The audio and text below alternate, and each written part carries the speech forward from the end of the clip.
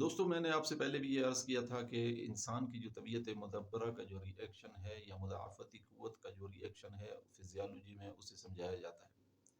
تو فزیالوجی پیتھو اس کو انگلش میں کہتے ہیں. فزیالوجی پیتھولوجی یہ ایک سبجیکٹ ہے. اس میں خالی فزیالوجی یعنی ڈاکٹر حضرات کو اگر آپ پڑھیں تو وہ کہتے ہیں خالی فزیالوجی جو کا اگر بیان کریں گے تو افعال الاعضاء کا وہ بیان، ان کیفیت اس انداز کا بیان جس میں ان کی حالت بالکل درست ہے اور وہ مرض کی کیفیت میں نہیں ہے، اسے فزیالوجی کہا جاتا ہے. اور فزیالوجی پیتھو جو ہے وہ یہ ہے کہ اگر انسان کے اوپر کسی مرض کو واقع ہو جائے، اس کے وجود میں کوئی وائرس جراثیم یا کوئی تکلیف پیدا ہو جائے تو اس کے بعد جو افعال الاعضاء ہیں اس سے فزیالوجی پیتھو کہا جاتا ہے.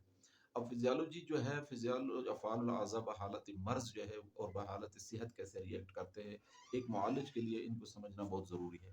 دیکھیں کہ اگر میں اس کی ایک چھوٹی سی مثال آپ کو دے رہا ہوں کہ اگر آپ کو پیشاب کا تقاضا ہے، بعض لوگ بیٹھے رہتے ہیں کسی دفتر کے کام میں مصروف ہوتے ہیں یا گاڑی کو ڈرائیونگ کر رہے ہوتے ہیں یا سفر پہ جا رہے ہوتے ہیں، ان کو موقع نہیں میسر ہوتا، یا وہ کسی موبائل کی کسی اور ایسی چیز میں وہ ملوث بیٹھے ہوتے ہیں، مصروف بیٹھے ہوتے ہیں جہاں پہ ان کی دلچسپی کی وجہ ہوتی ہے.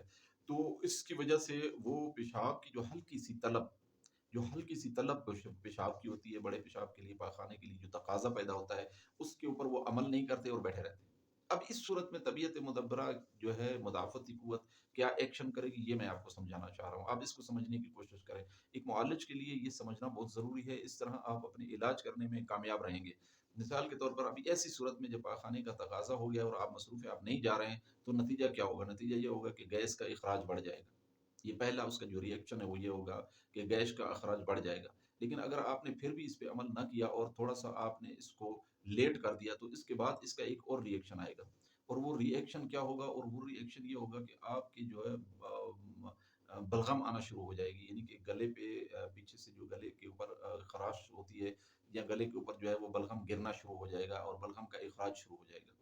تو یہ ایک ایسے انڈیکیشن ہے، یہ ایک ایسی کیفیت ہے کہ وہ آپ کو یہ بتا رہی ہے کہ جو فضلہ ہے، جو فالتو مواد ہے، اس کا اخراج کی وجہ سے اتنا پریشر بڑھ رہا ہے کہ اسے آپ نے خارج کرنا ہے، نکالنا ہے، آپ نے باتھ روم تک جانا ہے. اگر آپ وہاں نہیں جائیں گے تو پھر اس کا ری ایکشن ہوگا.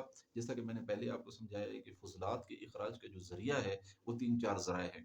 مثال کے طور پر بڑے پاخانے کے ذریعے سے فضلات کا اخراج ہوتا ہے، چھوٹے پیشاب کے ذریعے سے فضلات کا اخراج ہوتا ہے، پسینے کے ذریعے سے پیشاب کا اخراج ہوتا ہے، اور بلغم کے ذریعے سے جو ہے وہ فضلات کا اخراج ہوتا ہے. اس کے علاوہ ایک پانچواں ذریعہ جو فضلات کے اخراج کا ہے وہ ہے انسانی وجود کے اندر بہت سارے ایسے مقامات ہیں، خالی پلاٹ پڑے ہوئے ہیں جہاں پر جو طبیعت مدبرہ جو ہے بہت سارے خالی مواد کو جو ہے وہاں پر پھینک دیتی ہے. اور ان مواد جو وہ وہاں پر پڑا رہتا ہے، وہ مواد اگر متعفن ہو جائے، اگر خراب ہو جائے تو پھر انسان کو بخار ہو جاتا ہے. کیوں ہوتا ہے بخار؟ اب بخار طبیعت مدبرہ کا ایک ری ایکشن ہے، یہ مدافعتی قوت کا ایک ری ایکشن ہے. ایک بات آپ یاد رکھیے، ہمارے بہت سارے حکمہ بخار کو سمجھنے میں بڑی جو ہے غلطیاں کرتے ہیں. بخار بیسکلی اس کی سب سے بڑی 3 وجوہات ہیں. سب سے بڑی 3 وجوہات یہ کہ آپ کے مسامات کے اندر یا آپ کے وجود کے اندر کہیں نہ کہیں پر فالتو مواد یا فضلہ ایسا پھنسا ہوا ہے جس کی وجہ سے بخار ہو جائے. کوئی بڑا پھوڑا دانہ نکل جائے، اس فضلے کو نکالنے کے لیے، خارج کرنے کے لیے، گند کو وہاں سے نکالنے کے لیے پھوڑے نکلتے ہیں. یہ بھی طبیعت مدبرہ کا ایک ری ایکشن ہے.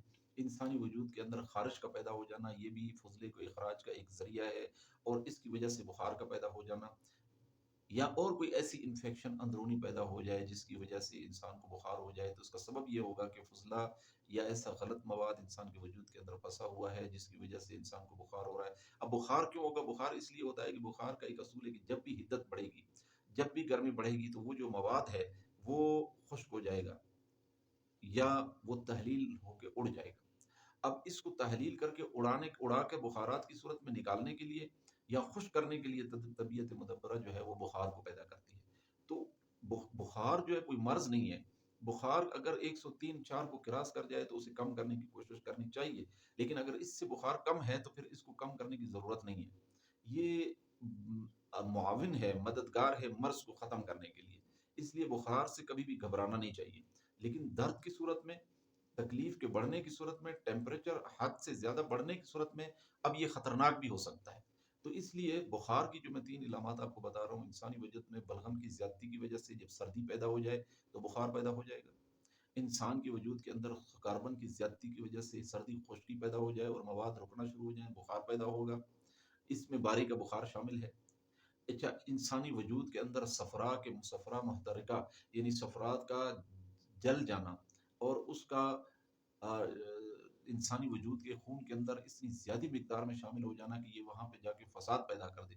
ٹائیفائڈ اور ڈینگی مچھر یہ اس کی ایک علامت ہے، یہ اسی صفرا کی زیادتی کی وجہ سے پیدا ہوتے ہیں، تو اس کی وجہ سے بخار پیدا ہوتا ہے۔ اب بخار کو نکالنے کے لیے ایک ہی علاج ہے، اگر بلغم کی زیادتی کی وجہ سے بخار پیدا ہو رہا ہے تو 3 نمبر میں علاج کیجیے، عضلاتی غدی اشیاء دیجیے ان کو، اور اگر بخار سردی خشکی کی وجہ سے پیدا ہو رہا ہے تو 4 اور 5 نمبر دیجیے مریض کو، اور اگر بخار ٹائیفائڈ ہے یا ڈینگی وائرس ہو گیا ہے تو مریض کو آپ غدی اعصابی یعنی گرم تر اشیاء دیجیے اور غدد ناقلہ کو تیز کر دیجیے، یعنی آپ اس میں اعصابی عضلاتی اشیاء اور 5 نمبر کی اشیاء، 5 اور 1 نمبر کو مکس کر کے اگر آپ اس مریض کو دیں گے تو اس کا بخار ٹوٹ جائے گا۔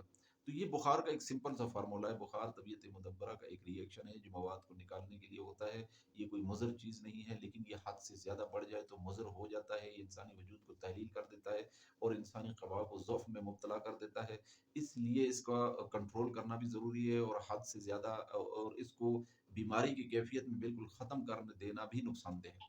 تو آج کے لیے میرے خیال میں یہ کافی ہے کہ آپ کو سمجھ آ گیا ہوگا کہ تدبیت مدبرہ کا جو ری ایکشن ہے وہ کس طرح ہوتا ہے اور مدافعتی قوت کس طرح کام کرتی ہے۔ اگلے لیکچر میں انشاءاللہ ہم پھر آپ کو یہ چیزیں سمجھائیں گے۔ السلام علیکم۔